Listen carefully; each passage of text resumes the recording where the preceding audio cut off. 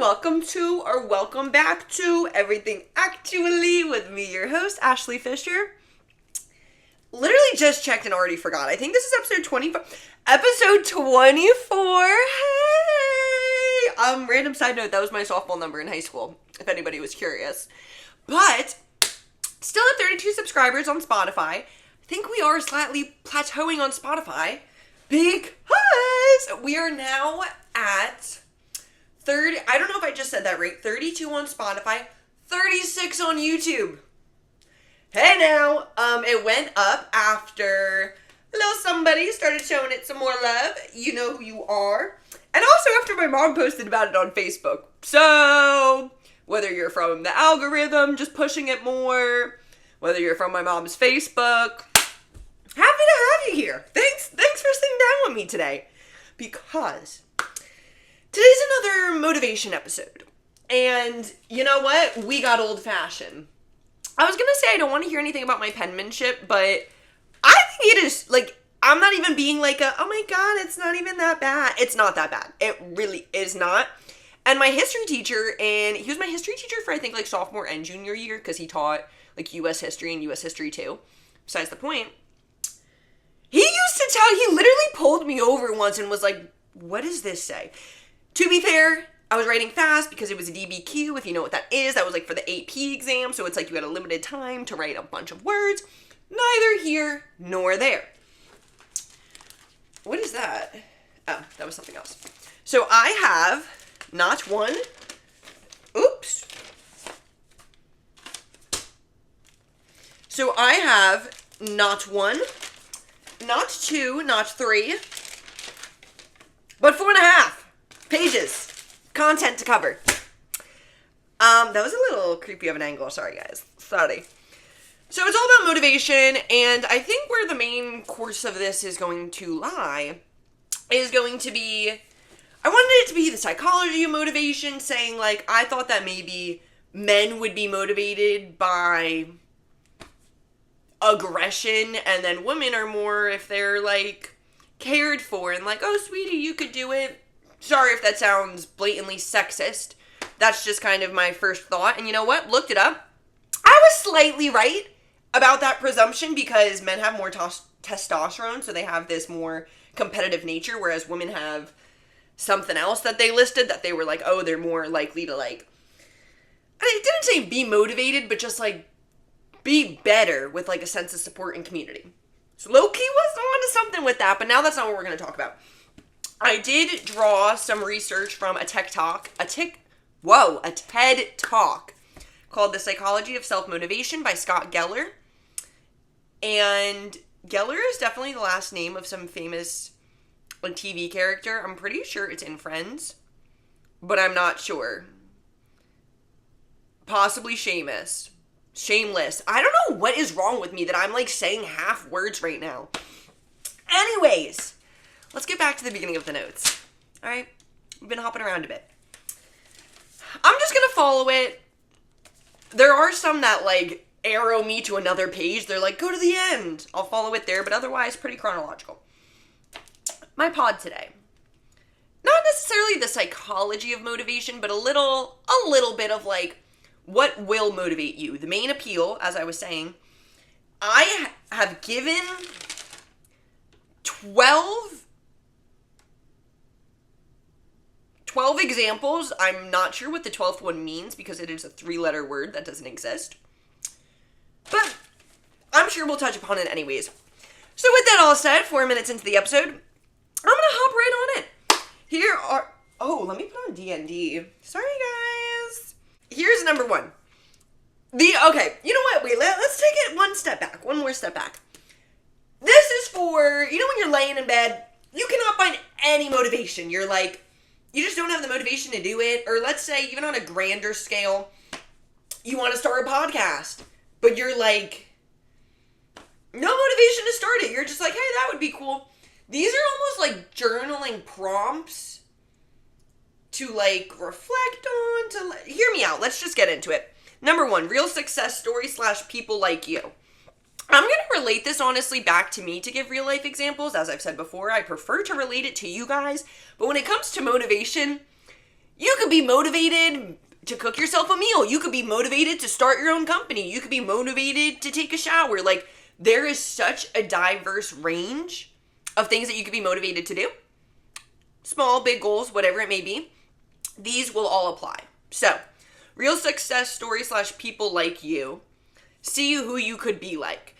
I watched Alex Cooper, Call Her Daddy host, her Hulu docu-series, I guess. To be fair, I was having a very emotional day when I did watch it. However, I cried like every single episode multiple times, and I was just like, yes, she like shared her story. Yes, she talked about some powerful stuff. However, I think it was mainly because I was like, I could be her. Like this, I could be doing that in 10 years. There could be a Hulu docu-series coming out about me and my podcast journey. The dream. But for me, that was motivation. Seeing somebody, so let's say you want to be a professional athlete, you want to be in the NFL, look at kind of like stalk an NFL player and see like the people who are in their circle, what their routine looks like, what they dress like, what their day-to-day life looks like, and just see how you could be in that position and if that motivates you, because that sure as hell motivates me. Literally just like stalking somebody that I want to be like, I'm like, I can do that. To be fair, there are some times that it goes down the opposite path where you get a little jealous and then you start like these negative, what's the word I'm looking, envious, like those feelings start coming up in you. Not good. When it's coming from a place of motivation, like when I watch Alex Cooper and I'm like, oh my gosh, I want to be you. That's that. Number 2, just getting started. This is something I have reiterated multiple times for that it personally helps me. I have the AC set in here. For some reason, it's like 3 degrees above what it's supposed to be at. I think it's broken, but neither here nor there. Just getting started. So, yeah, for me, I just need to get up and do something. Like, with this podcast, now being at episode 24, I've had it for literally, like, definitely over a year, maybe like 2 years at this point. I've had the concept for this. I can't even tell y'all because I don't even know. I wanted to start a podcast years ago. What stopped me? I want to say being lazy. I don't know if that's like a harsh reality or just kind of a cop-out excuse. And I just didn't get started. If you go back, and I'm sure, like, I don't know this for a fact, but I'm pretty confident to say, if you go back to my first episode, or even like first 3 episodes, I'm sure I say like, hey, I'm not exactly sure like what I'm going to be talking about yet, but I'm just starting because I need to start somewhere and get moving. So that's number 2, just whatever it is, just start doing it. If you want to start working out at the gym, literally takes you 5 seconds. This is, I don't know if this is a Mel Robbins thing or who came up with it, but there's something that it's like, I think it's a 3-2-1 rule, that it's if you want to do something, so you're like, okay, you're laying in bed, you're like, okay, I want to go to the gym, 3, 2, 1, you get up and you start moving to go to the gym. So now in those 3 seconds, your brain can't fight back on you being like, just kidding, we're not going to go, I'm going to talk you out of it. You have 3 seconds to get up and take action. 3, 2, 1, I'm going to record a podcast episode. Same thing. And yeah, I don't know what it is, but once you start building momentum, get that energy into it, get out of your head and into what you're working towards, your life will start changing. Number 3, this has been so game-changing for me. Yes, it's motivation, but it's also like comforting, calms me, it's like reassuring. So it's reminding yourself you've done it before. / overcome mental challenge first. Yeah. Okay. There's then another note that says do achievable steps first, but we'll work into that. So the first one, remind yourself you've done it before. I'm currently looking for a job. Guess what? This is not the first time that I've been unemployed without a job. So although there are many days that I'm freaking out, being like, oh my God, what am I gonna do? The one, first one, real success stories, people like you, that motivates me being like, okay, Alex was able to have a podcast. I need to start working on my podcast if I want to make it my living. 2, just getting started. I just need to start, like, instead of laying in bed being like, oh my God, I don't have a job, I have to get on Indeed, I need to get on LinkedIn, and I need to start doing it. And then my third point, reminding yourself you've done it before. I've been unemployed before, and I survived, and I made it out of that battle. That is honestly one of the most comforting pieces of motivation for me, because that's the same with any, like, all of your hardest battles in life, like, I've said this before, and as an example, that it's like everything bad, not to be like everything bad that happens to you, but anything that you see as a problem, once you overcome it, now you're more equipped the second time around. First time I was unemployed, I was far more scared than I am now, because I was like, what is going to happen to me? Is this going to... Coming now from this place, I'm like, I've been there before. I've handled it before. I've survived that. I'm beyond this, and I know how to handle this and take care of myself and move forward with confidence. So, the second part of that is do achievable steps first. We'll stick with the job example thing. End goal is to get a job. Okay. That seems so far and distant and scary. The tiny steps in between are do some research. As an achievable step, see maybe what I could be interested in. Number 2, make sure my resume is tweaked and updated. Number 3, hop on Indeed and LinkedIn and start looking for jobs. Number 4, start applying to, like, you're not going to get the job unless you tweak your resume first, unless you go on LinkedIn first, like, unless you do these tiny little achievable steps. Furthermore, once you accomplish those little steps of like, oh, my resume looks really good now. Oh, I'm really excited to find jobs like this. I could be really good for that. Now you're accomplishing those achievable steps, and you're more open and ready to now apply for jobs and to eventually achieve your end goal. Now you're not in this place of, oh, it seems so impossible. And I talk about this every here and there. Like, your energy matters so much if you're going into something being like, and this is what I was going through, that I was like, it's a little, I don't know. When I'm applying to some of these jobs, I'm like, I know I want the podcast to be I don't know why I just did that, but I know I want the podcast to be my main thing.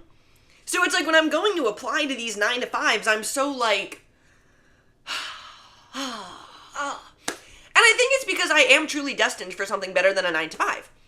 However, I still need to pay my rent, and my 36 subscribers ain't doing it for me right now, so, I need to find the motivation to apply to jobs, even though it's not something that I like, in my inner deep knowing know that I want. It's like, well, I need to do it, and this is how you can find the motivation for it. So this is actually a beautiful side topic. It doesn't need to be like you could find motivation to do anything. To do anything. I'm focusing it slightly more on like your dream goals, but this, as I said, can go towards just getting into the gym, just hopping into the shower, whatever it may be. So, yeah, that third one was just reminding yourself you've done it before, overcome mental challenges first, and do your achievable steps first. Now I think these are going to start, like, picking up a little bit, because obviously the first ones are the ones that I'm, like, really into. Number 4, jealousy, or to be better than somebody else. It's just a form of motivation. It's that competitive nature. You know, I grew up playing sports, and I've had that nature about me that it's so, like, either I'm the best one or they're the best one. And it's like, how do you prove that? By showing up on the court. So, I mean, I guess it's up to you if you want to determine if these are like healthy motivating factors. I'm not here to determine that for you. I'm just giving you what I've witnessed, acknowledged, where I'm at in this. Number 5, motivational speeches. You literally can look up on YouTube being like, motivational speech, morning motivational speech, 10-minute motivational speech. That's what I be doing. That's the type of shit I'm on. And like, I love them. They're so like, I'll share some if y'all want to comment, if you're really curious and need to see like specific ones, but like motivational speeches. And okay, this one I didn't list as one, but I'll include it for number 5 also with the motivational speeches. Educational speeches, like TED Talks, those also inspire me so much, and I think that those are so good because it's like, it equips you. I love the word equipped.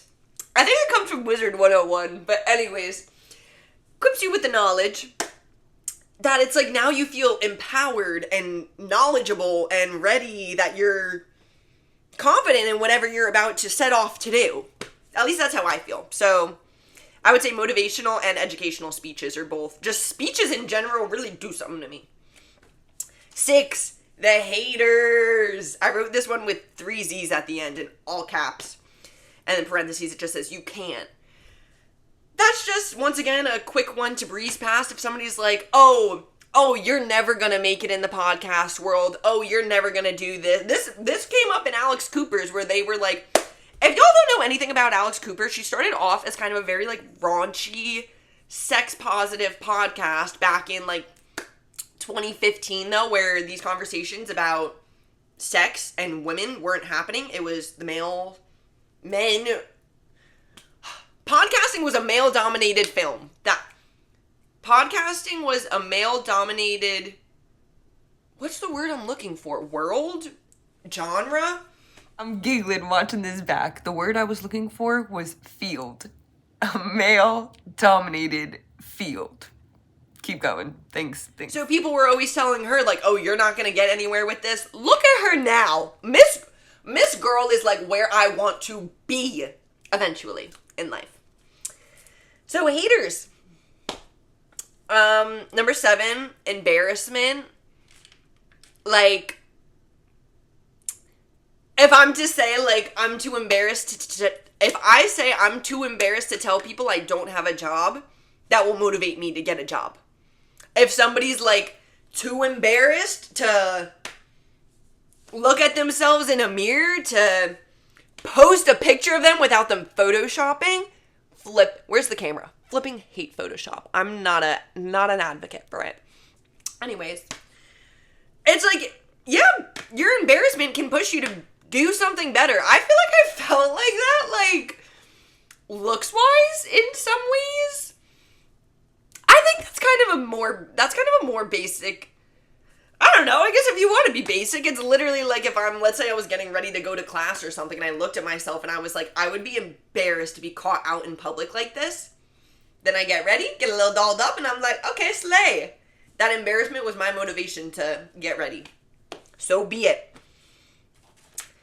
Number 8, transactional. To be so honest, this I think is probably one of the most common forms of motivation. Transactional. You do X, you get Y. Here are 2 fun examples about me. So in high school, I played basketball and soccer and some other things, but not a part of this story. My sophomore year, I think, was my highest scoring basketball season. And I think it was like my freshman year, I had like 250 points. So my dad was like, okay, sophomore year. To be fair, if you really are going to look up my stats, just type in ashleyfishernj.com. They'll come up. But I don't remember if it was sophomore or junior year. So for story points, we're going to say like freshman and sophomore year, but it might have been sophomore and junior year. Whatever. Long story short, I had like 250 points freshman year. My dad was like, if you score 500 points your sophomore year, you can get your nose pierced. Guess who got her nose pierced after that season? It was definitely junior year. Now that I'm saying this, but check out my stats. That has the highest points because Miss Girl was motivated to go and get her nostril pierced. Furthermore, my senior year, so for soccer, I was on defense. Our defense was like goalie and then a diamond. I was like the top of the diamond, closest to midfield, furthest from the goalie on defense. Loved that position, by the way, but neither here nor there. My dad said, so my birthday was in October. My senior year is when I turned 17, which is when you can get your driver's license in New Jersey.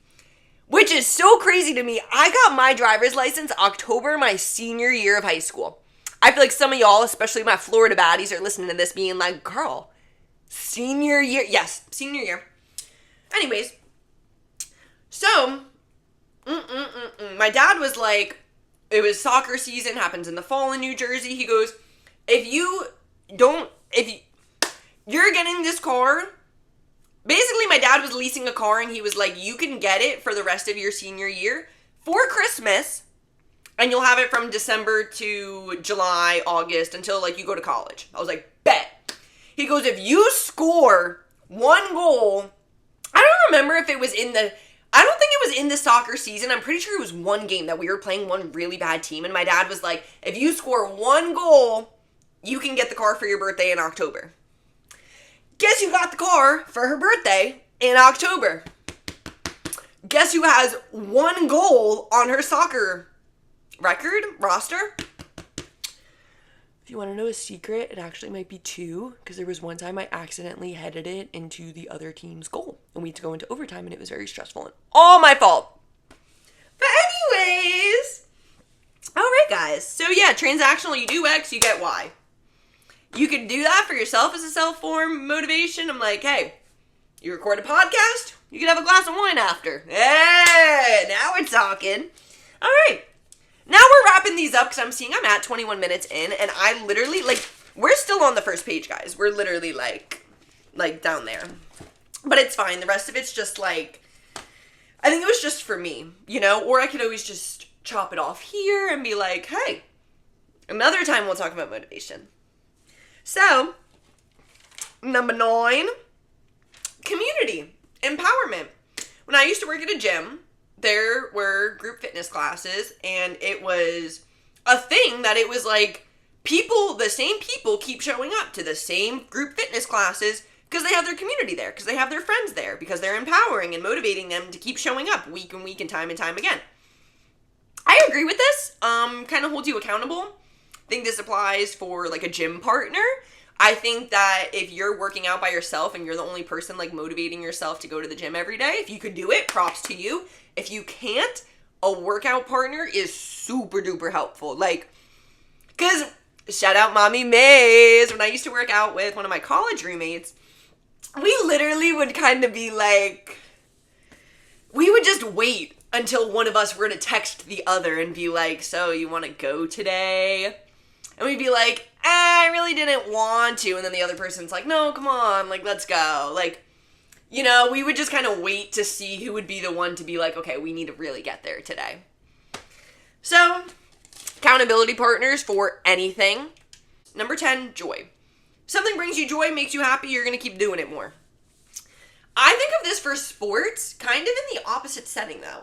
Have you ever heard somebody say, there was somebody who their entire childhood played soccer, and then they get to high school, and all of a sudden they hate playing soccer. They hate having to go to practice. They're getting injured all the time and just want to sit out for games.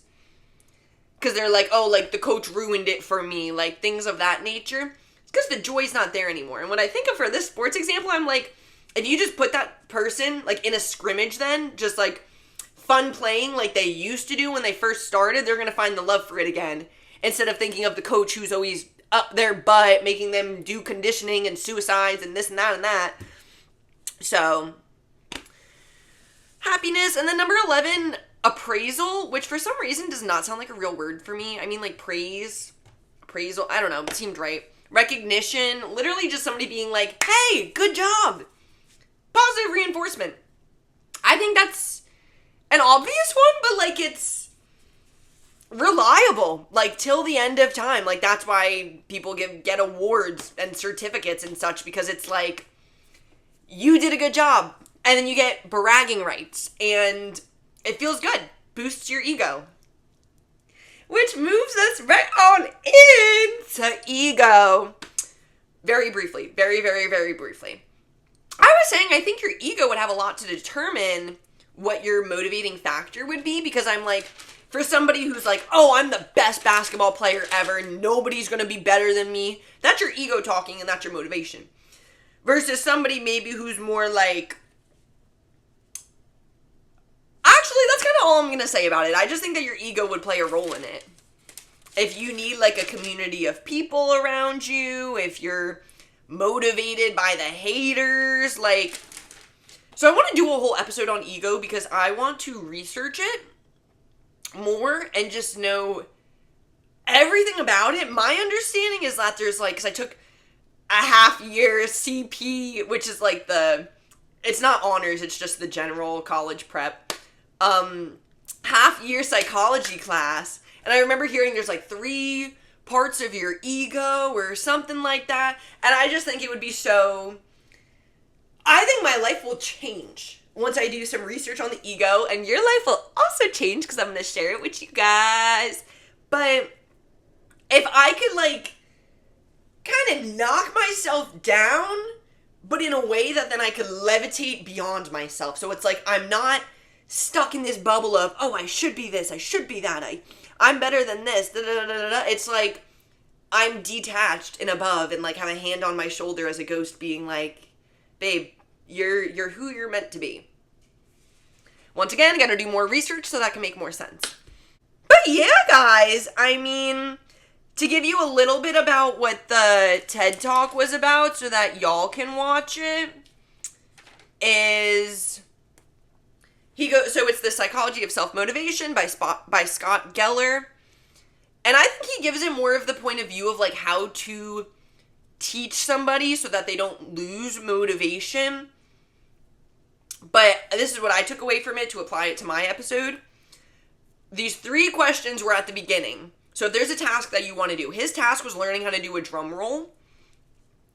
So you'd say, number 1, can you do it? This is like are you physically capable of it? Are you in the right realm to do it? Like, pretty much this is like I don't know how else to simplify it. Can you do it? Number 2, will it work? Do you believe the behavior will lead you to the desired outcome? If you say, I want to score 1,000 points by the end of my basketball career. Can you do it? Yes, I am playing on a team for basketball, and I'm on a good track to be getting there, and I'm practicing every day, and I'm checking my stats, and I'm working towards it. Will it work? Keep doing what I'm doing, if I keep training for it, if I keep keeping track of it and pushing myself, it is very much possible. Is it worth it? Is it worth it to be pushing myself extra hard every single game to see my banner hanging in the high school gym forever and ever and ever and ever? The answer was yes, guys. This is a true story. It's a true story. I know. But, that was just kind of the example I gave because those were the simple questions, to reel it back in for a second. Those were the simple questions he gave. Can you do it? Will it work? Is it worth it? So, the last note's just like skimming that I have in bold. You cannot, this was a big one. You cannot avoid failure. How I'm saying with this podcast thing, how this is my goal and this is what I'm working towards and that I keep finding motivation for. I'm, not to be like I'm failing at it, but it's like I'm not making $100K a month off of it yet. Nothing like that. Like I'm happy to have my 36 viewers. You know what I mean? Yes, I've had I would consider my failures, or like when I sit down and I try to record an episode and it's like, I can't do it. I re-record the intro about 10 different times. And then even when I do get that final version, I need to make so many cuts out of it. But I'm like, I'm learning with podcasting, like, that it's not failure. A famous quote of mine that I always come back to. It's not a problem. It's just something that you have yet to find the solution to. And once you do find the solution, you're better equipped for life. And happier. And better. So, there's that. This is another concept. Promise I'm wrapping up, guys. Next 2-3 minutes. When you perceive choice, you perceive motivation.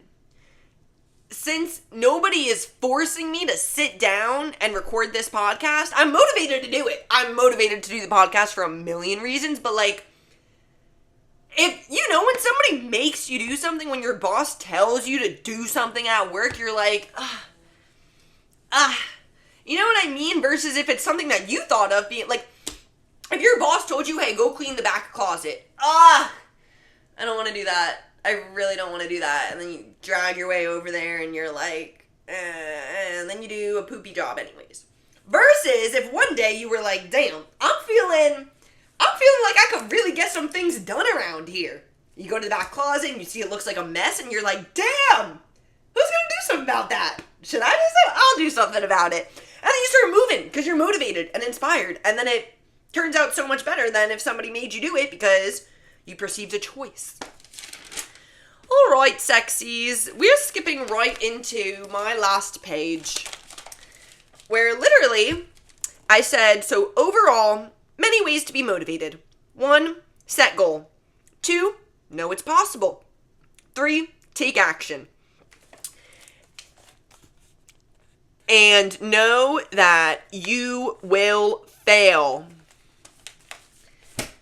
Sorry guys, but once you start, like, this has been one of the biggest shifts in my life for me, as I've literally said this episode, that it's like, when I changed my mindset to being like, when problems occur in my life, it's just because it's allowing me to overcome them, learn some things about myself, be proud of myself after I, like, problems have led me to be in a better place in my life. Yes, during the time I was like freaking the flip out, not having the best time, but now I'm like, hey, next time something like this happens, you've overcame it before, and something great has came out of that. So don't lose sight of that. Alright, sexies! Before I edit it, this is at 32 minutes, so thank you so much for sticking with me. I'm not even gonna look through, like, these other 2 pages. I promise, I literally only did this and, like, a little bit of ego, but not even that much. This was the TED Talk notes, just right up here. Completely skipped this page. And then this was my overall note, which we so happily ended on. I had so much energy this episode. I don't know if you guys could tell, but, yeah, kind of in a great mood. Alright, sexies! Thanks for listening. Thanks for joining. And, thank you for everything, actually. Bye, guys!